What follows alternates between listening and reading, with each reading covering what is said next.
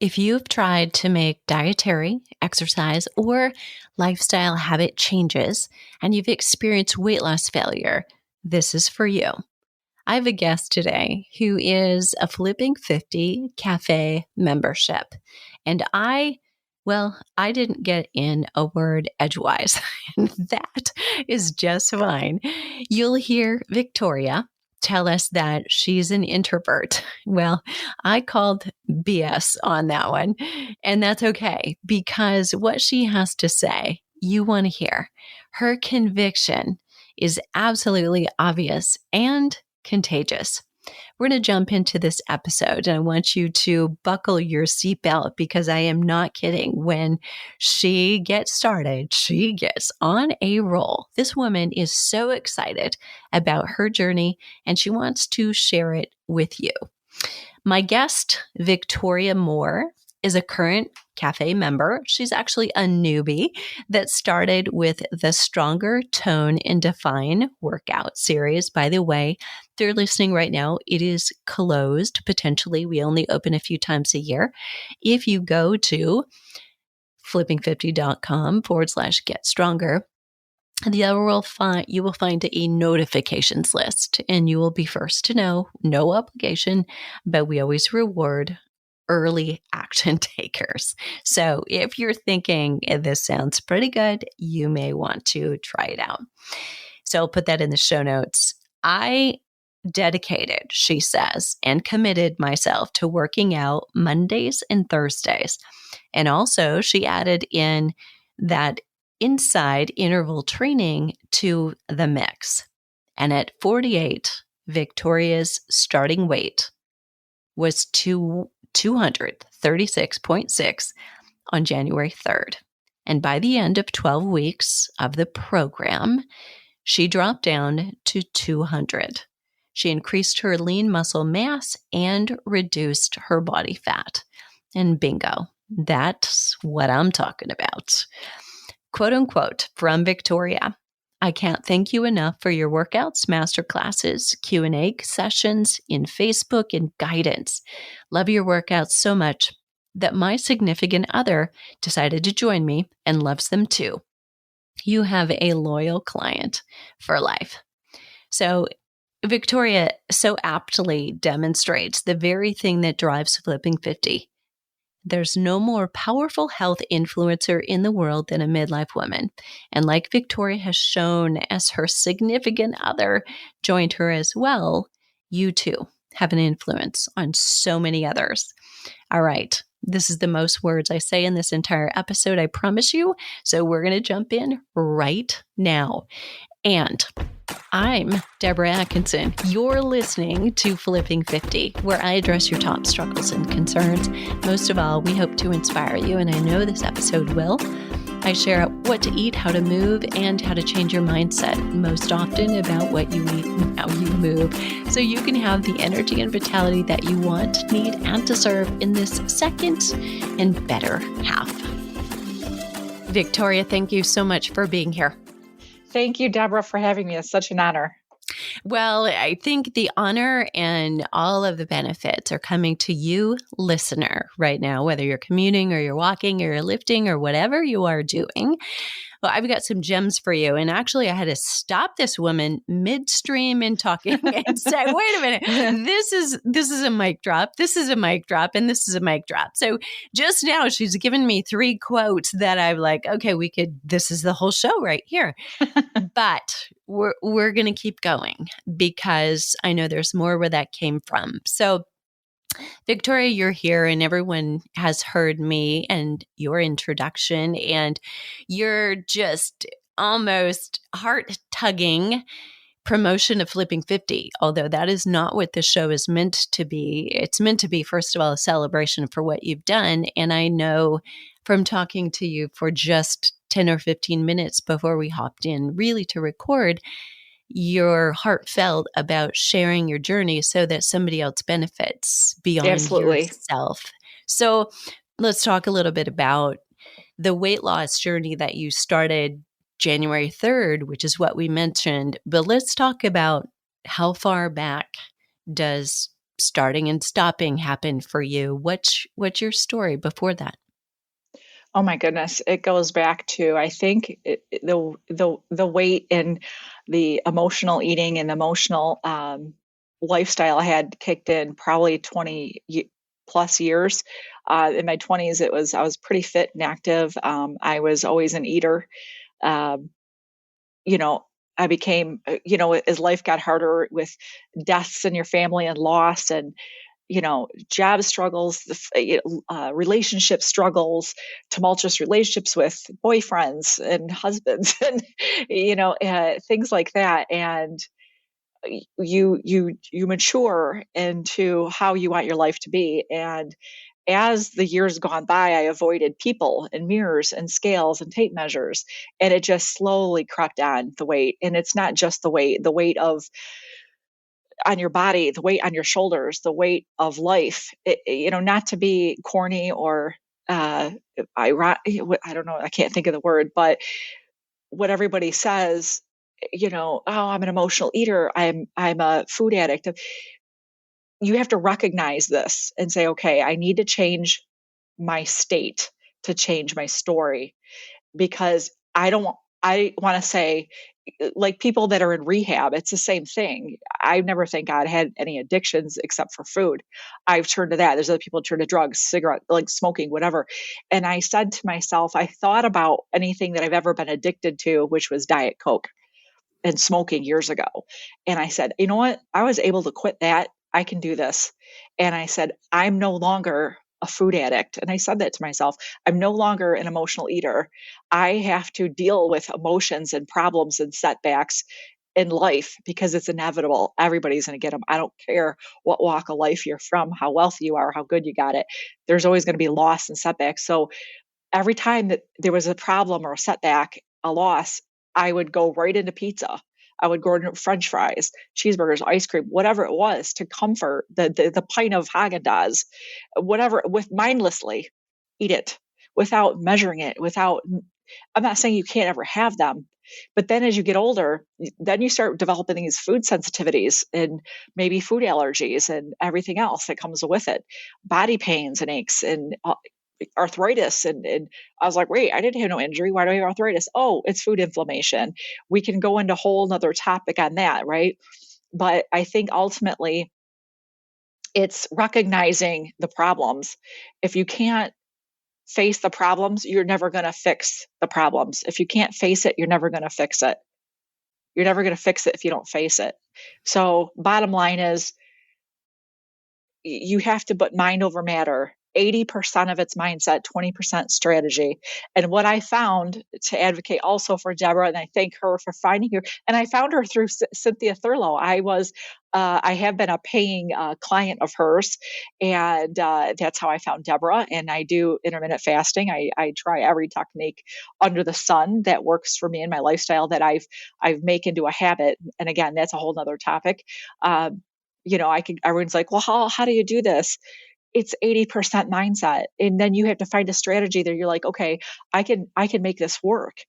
And with Deb's workouts, everybody, I'm going to tell you as an advocate, I love this woman. I admire her to the end of the earth because she's practical, she's down to earth, and her workouts, I am not dead exhausted and in pain when I'm done. When I used to do workouts with Beachbody, nothing against Beachbody, I'm like, I can't do that stuff.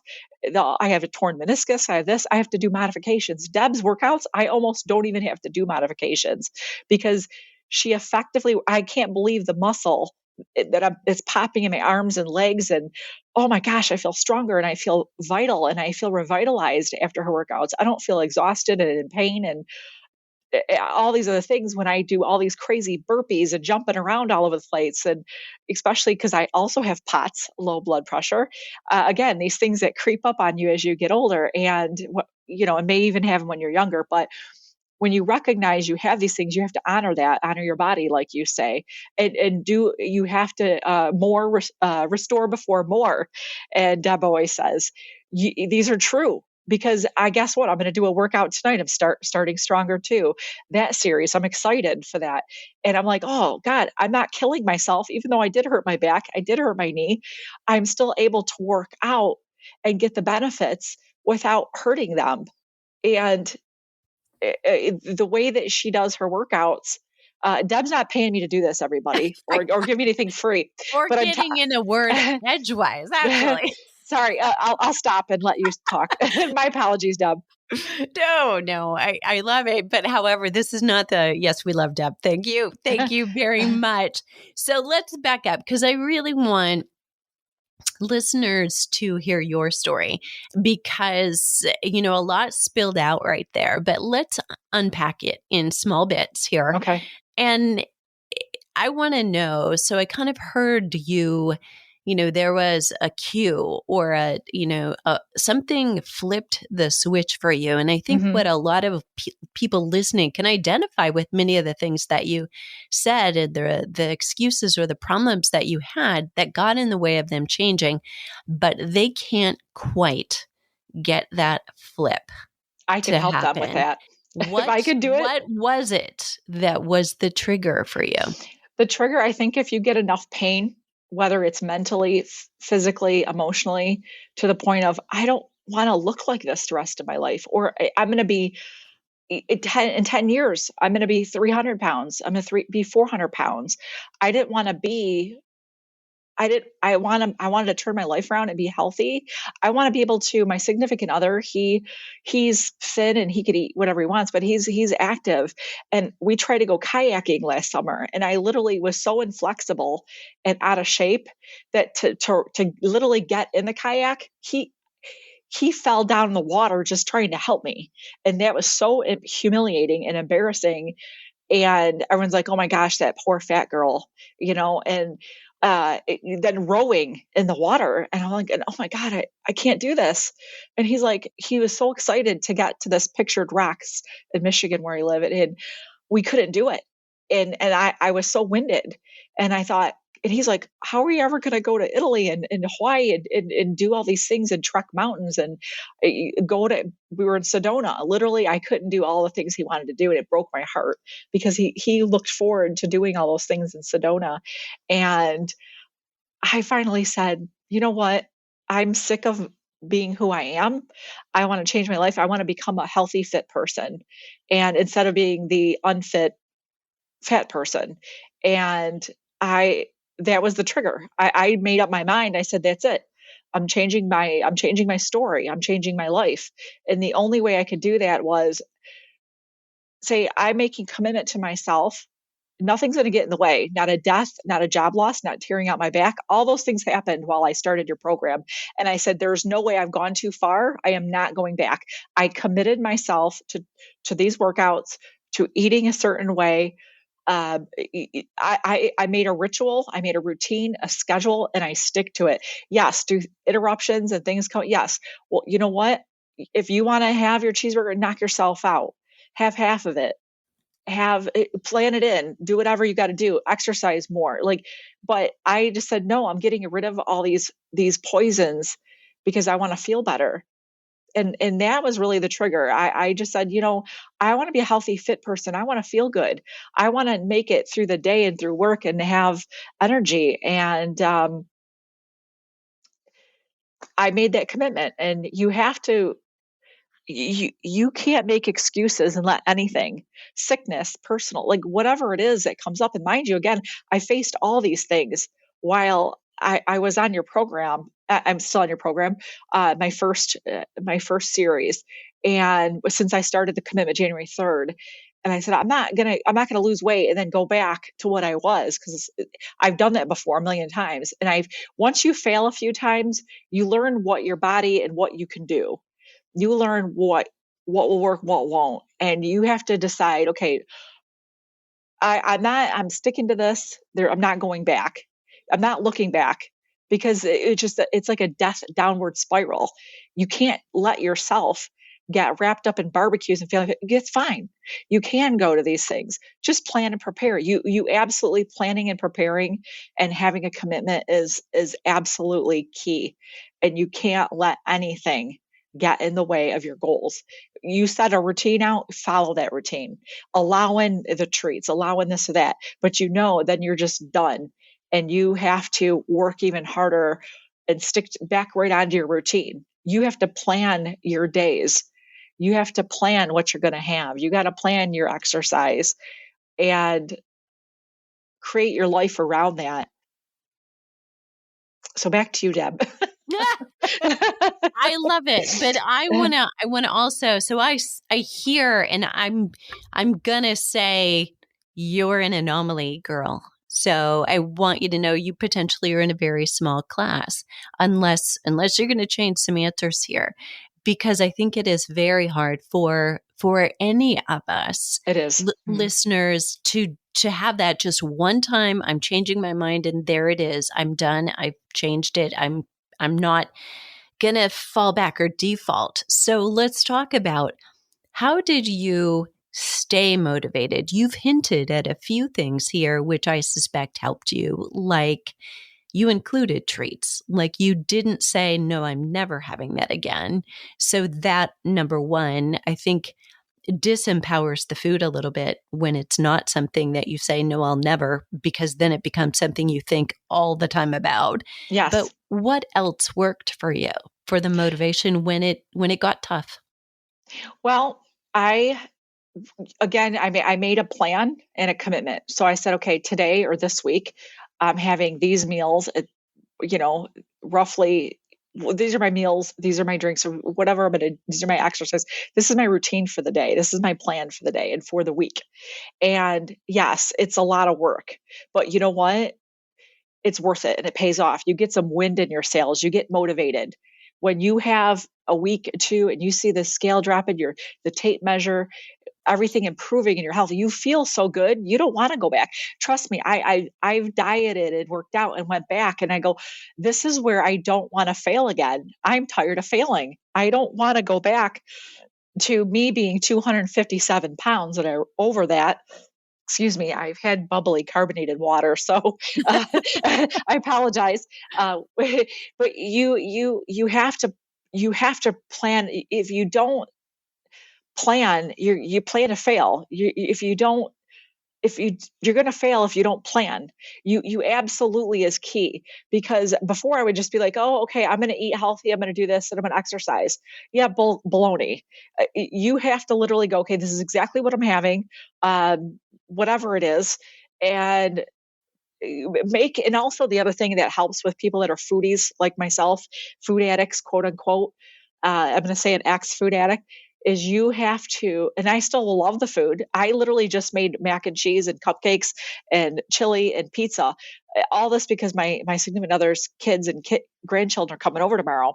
So I'm like, oh, it's torturous, but I've purposely put myself. Everyone says, oh, avoid the treats. No, while you're trying to not eat it for that day, right? You want to allow that one cheat meal, because you're going to go, you have something to look forward to. Like, it's like a vacation. It's like you have to find something to look forward to. Also, if you love something enough, whether it's pizza or ice cream, find healthy alternatives that you're not sensitive to, you're not allergic to. Ice cream, like dairy and gluten, all these things that we become sensitive to. I will tell you this: if you are sensitive to any foods or allergic, you will keep the weight on. That I learned firsthand, and that's again a whole nother topic. Anything that inflames you, even if you think it doesn't, in that weight won't move, you're probably eating stuff you shouldn't. And find healthy alternatives to it, and eat everything. And again, they say moderation. Measure that out. You have to think of it like science, right? It's not just calories. It's avoiding the inflammatory foods, eating the right moderation. You could eat a ton of vegetables, but if you're dumping a ton of inflammatory oils on it, you're not going to lose weight. Everyone says, eat a salad at a restaurant. No, I'll bring my own dressing. Thank you. Whether it's Primal Kitchen or I made it myself, the healthier alternatives versus the unhealthy oils.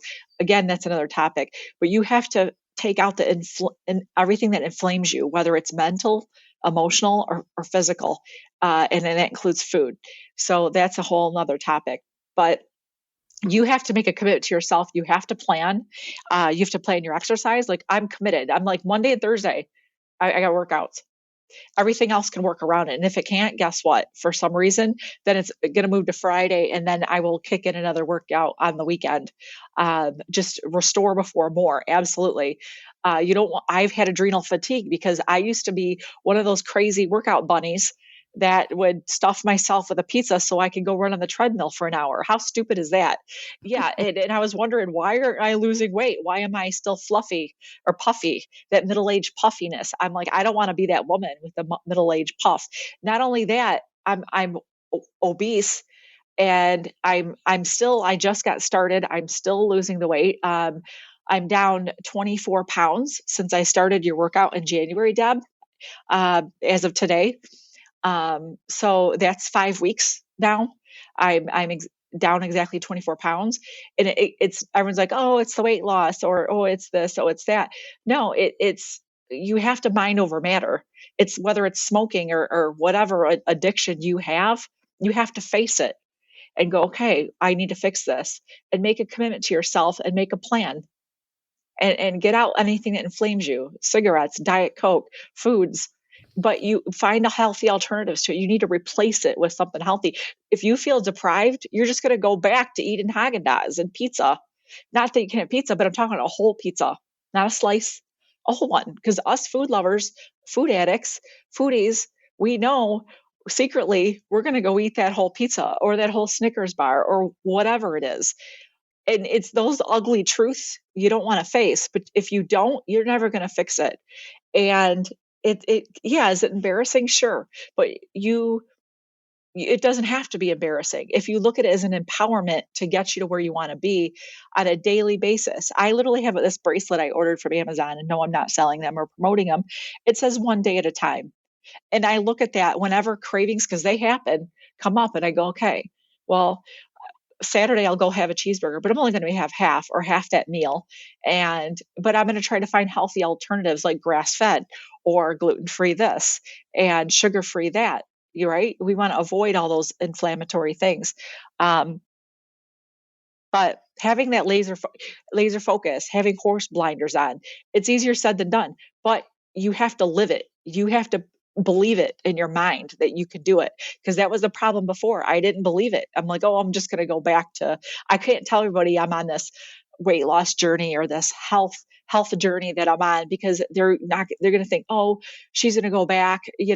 She's done this a million times. She's, went up and down in weight. Yeah, I have. And I failed miserably, but I don't want to be that person anymore. And you have to believe that you can change and you can stick to it and you will succeed. That's key. And have the horse blinders on. Okay, so let me interject here. So when I asked that question, that was really my next question. And I think that what I'm hearing from you is that this changed over time. So I wanted to ask, since success kind of kicked in for you, how verbal have you been to others about your intentions and your goals? I mean, obviously, we're going to hear live on a podcast that reaches a lot of people. So you're very, very verbal. But how important was that you let everybody know, this is what I'm doing, this is my plan, and set it to the universe or your immediate environment?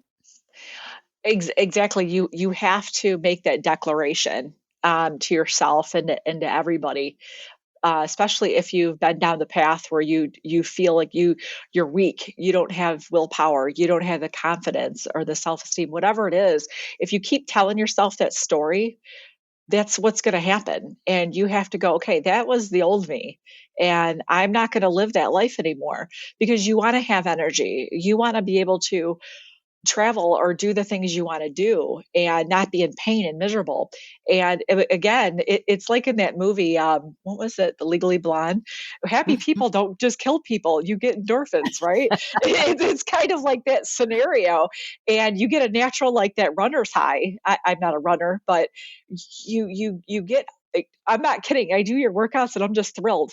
I look forward to it. It's not like, oh God, I got to work out. It's like, yes, bring it on. And you got to have that mindset. Like, yes, I'm like, I'm going to do one of Deb's retreats one of these days. And I know that's going to happen, but you have to look forward to something, whether it's a vacation, a meal, or this or that.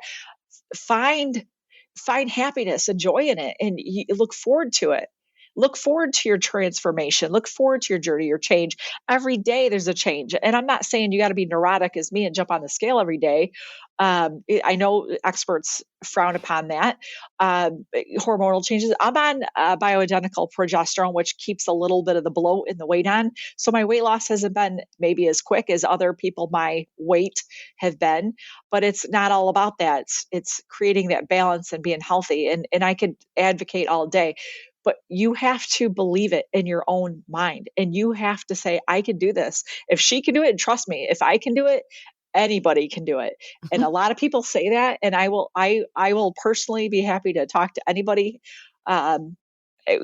through your challenges and tell you how you can get over it, because I've been there a million times and failed a million times. And that's why initially I didn't want to tell anybody. I'm like, oh, what if I fail? What if in a week later I cave in because my significant other's diving into a pizza that I can't resist the smell of?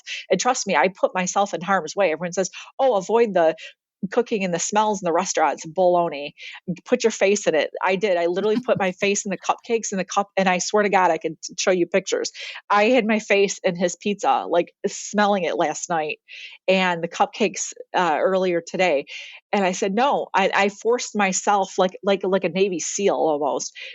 I'm not going to let that control me. I'm going to control me. I'm not letting other things, external factors, because you know what? When you get to your quote unquote goal weight or whatever it is you're trying to reach, your goal weight loss, you're going to go back to your old habits. And I know, because I've done this a million times. I've gone back and gained and then some, right? Because you don't change your mindset. You have to recognize it. Okay, 90 seconds. I recognize whatever sadness, loss, food craving. And I go, okay, it will pass. And you say that to yourself, it will pass. And I'm stronger than that. I'm not going to let that derail my efforts and my progress, right? Progress is happiness. And you keep those mindset every time you're faced with something that you're like, oh God, I don't have willpower. I'm going to smell that pizza or Burger King or whatever it is. And you just say, no, I'm stronger than that. Right? Beautifully said. All right. I want to clarify something for everyone. What was your starting weight January 3rd? I was 236.6 according to the Renfo Smart Scale.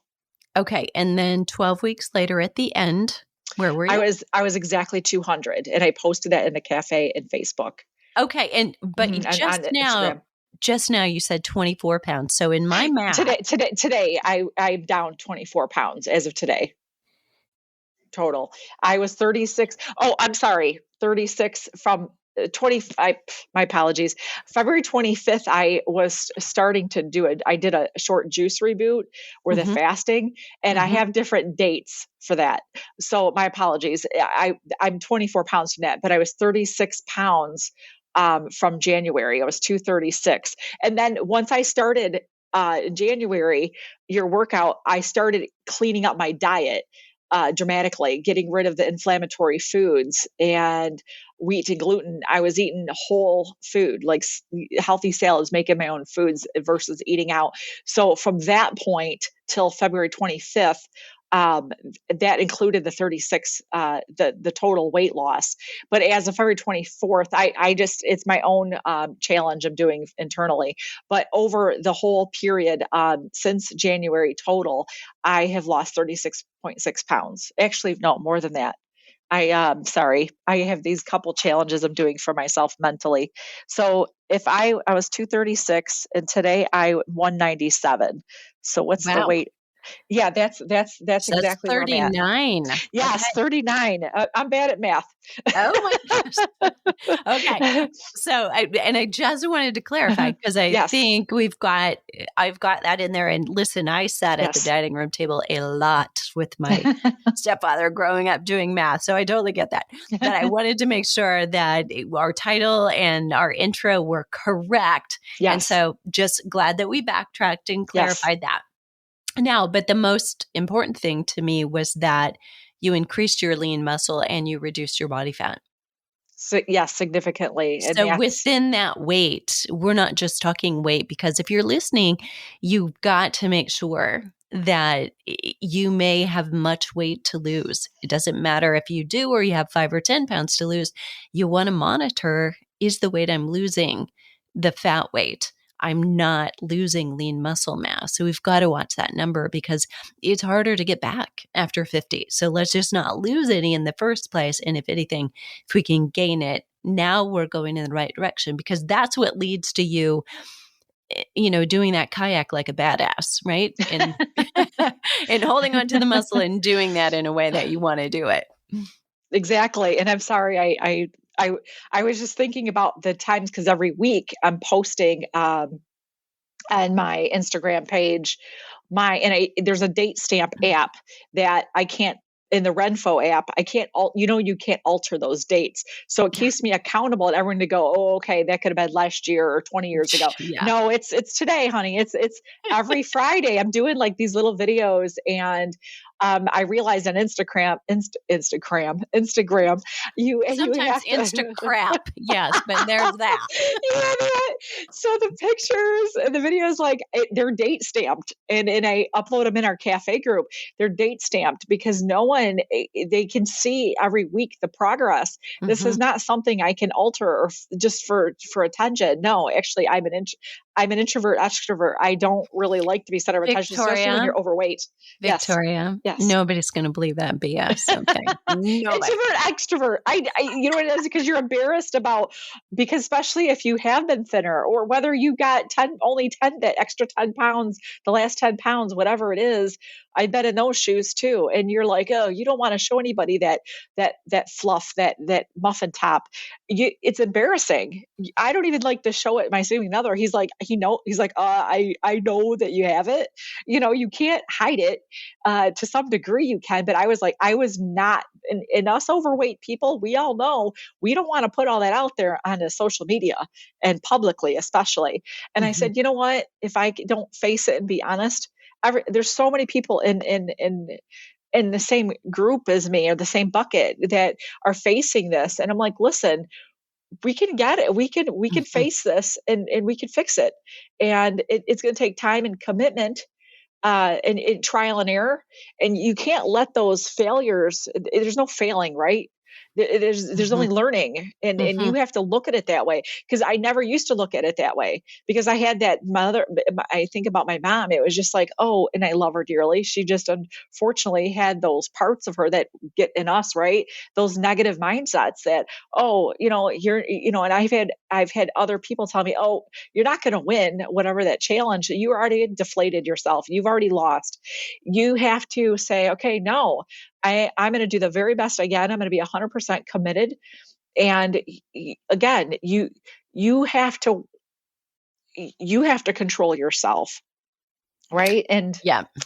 And I love it. And okay. So first of all, I have to say this. So everybody listening who is a Flipping 50 Cafe member, I know Victoria's going to be a very popular person all of a sudden. But I also want to let all of you know who are listening, who are not yet members. You hear me? Hear what I did there?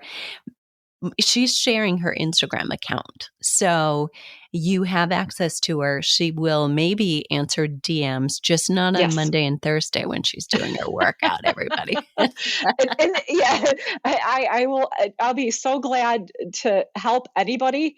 I'm not looking for money or fame or attention. I genuinely, because I've been there, and I know the heart work that goes into this, and the pain that goes into it, and the shame that goes into it, and to get over that is not easy. And you have to go find coaches, like with Cynthia Thurlow, with Cynthia, with Deborah. You have to find coaches, and I do believe you need coaches in life, because look at Tom Brady. He's the oldest quarterback there is that's ever survived. They have 3 to 5 year lifespan. He's well over 20 years, and he's gone back, and he's in our age group, right, guys? He's in his 40s, right? He's getting up there, and he could easily kill himself for one hit out there. And he's like, yeah, I'm going to go back out there. And why is he doing that? It's his mindset. You know why? He's a coach. they still have coaches to this day. People, let me tell you how many times, guys, I've told you, I've told others, oh, I could do that. Told myself, oh, I can do this myself. I could follow Weight Watchers. I could follow Nutrisystem. I could follow, not to knock those. Anything works if you stick to it and you're committed, but you got to find what works for you. And I will tell you this. I've worked with personal trainers at the gym. I've worked with that. And then you're looking at them, they're 20 years old. You're like, okay, they can't relate to me. Deb can relate to women in our age group. I'm telling you right now, everything makes sense and it works. You have to stay committed, and give yourself 90 seconds. I say my 90-second rule, to feel bad about something, to mourn the loss of something, and go, you know what? I'm not letting that take me down. And stick to your workouts, be committed. And if you hurt yourself, or if you had a crappy day, go, okay, well, I'm getting back on the wagon and I'm doing it tomorrow, and I'm committed to that, because there's no way you're going to get down that downward. You're not going to let yourself go down that downward spiral of not getting back up on the wagon and keep going.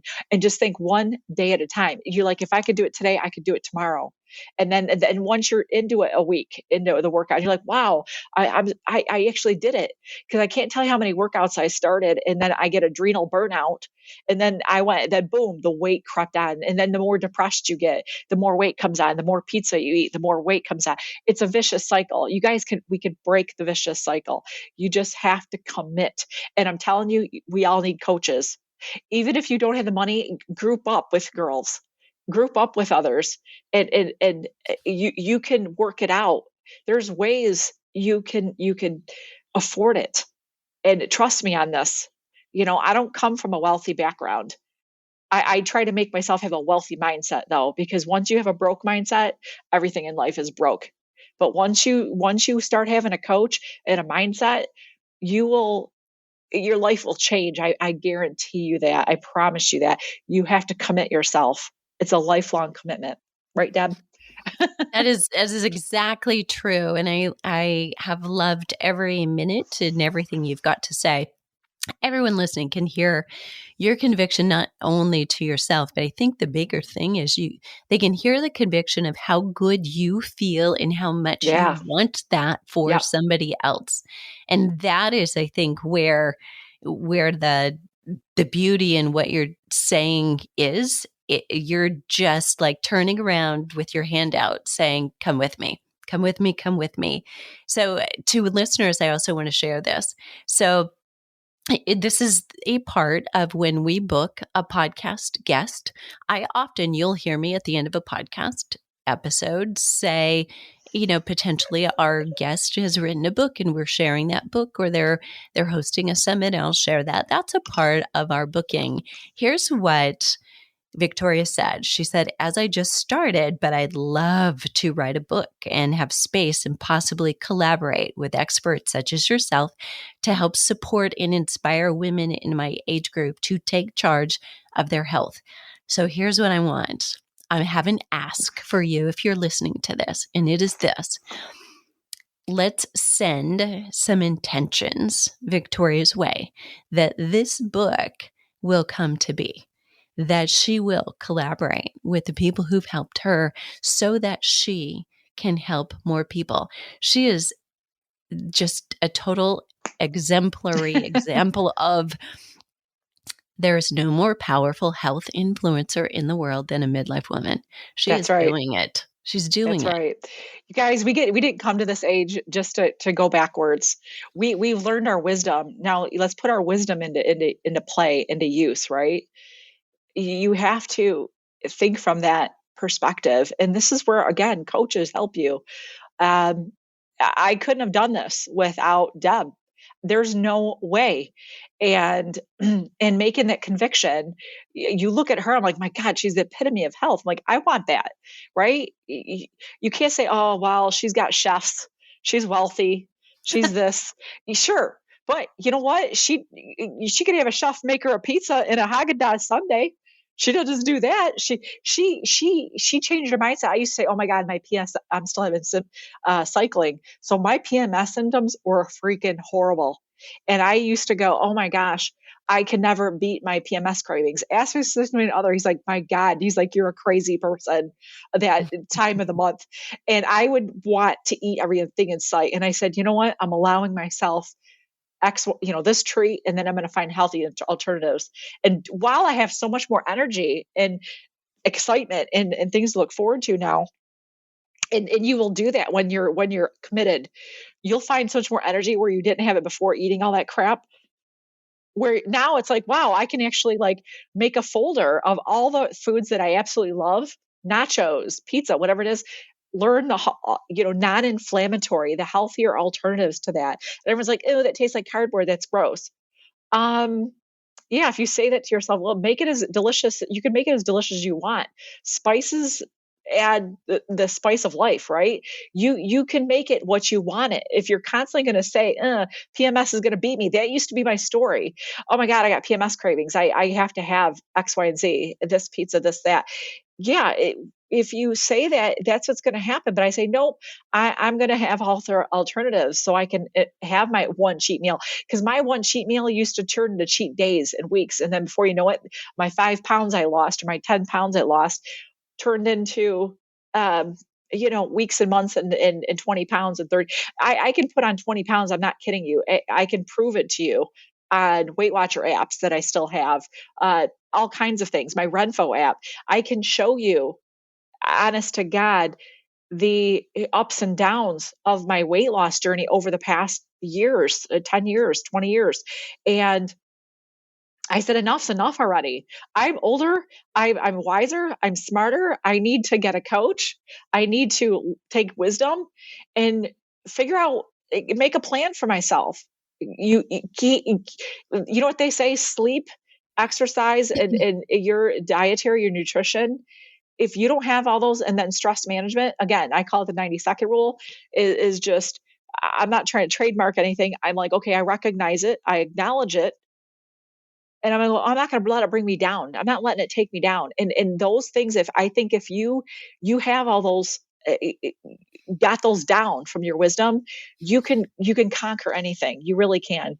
So good. Yes. And my good friend, Dr. Joan Rosenberg, has already coined that. Yes. 90 seconds. Oh, okay. There you go. Yes. I've heard that from one of your podcasts. Yes. It's probably that. Yeah. I'm so hoping she comes. And we've got to close. So we're coming to a crashing halt here. Victoria's contact information, her Instagram will be in the show notes today. Show notes will be at flipping50.com/weight loss failure. And I want to make it very clear in the choosing of that slug that the weight loss failure you thought was a fail is simply data. It's learning. And we've proven here today that that becomes success as soon as you allow for it to become successful. Victoria, thanks so much for being here. Thank you, Deborah. It's really been an honor. Thank you so much. Okay, listeners, now if there's a question that you wish I would have asked, you're going to be able to go to the show notes. You can add your comment or question there. You can also go to the show notes and grab the Instagram, and you can look at Victoria's timeline. You could talk to her there. Realize, please, that if every one of you connect with her via a direct message, she won't get to you all in the same day. Okay. And you can also ask questions in our Facebook group, The Flipping 50 Insiders. And I so look forward to hearing from you. What are you waiting for? Let's start Flipping 50 today.